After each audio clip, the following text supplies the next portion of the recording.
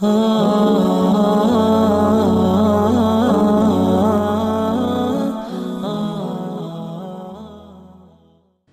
و نصلی علی رسولہ الکریم۔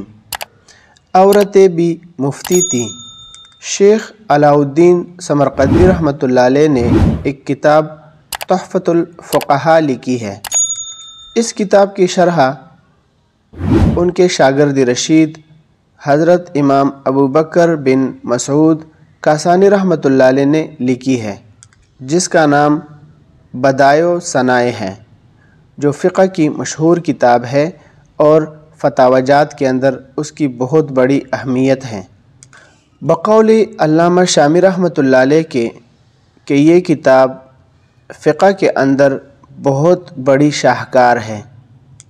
جب شرح مکمل ہو چکی تو انہوں نے اپنے استاد محترم کے خدمت میں پیش کی۔ وہ اس شرح کو دیکھ کر بے حد خوش ہوئے اور اپنے لخت جگر کا نکاح ان سے کر دیا۔ یہ وہ خاتون ہے کہ بادشاہوں نے ان کے لیے نکاح کا پیغام دیا تھا، لیکن شیخ نے ان کے پیشکش کو ٹھکرا دیا تھا۔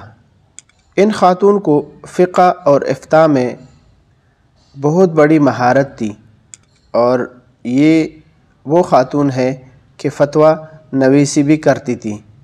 لہٰذا لوگ جب ان کے گھر سے دینی مسائل کے جوابات لے جایا کرتے تھے تو بسا اوقات یہ بھی ہوتا تھا کہ جواب کا کچھ حصہ ان کے والد کا لکھا ہوا ہوتا تھا، اور بعض کچھ حصہ ان کا اپنا، اور بعض کچھ حصہ ان کے شوہر کا لکھا ہوا ہوتا تھا۔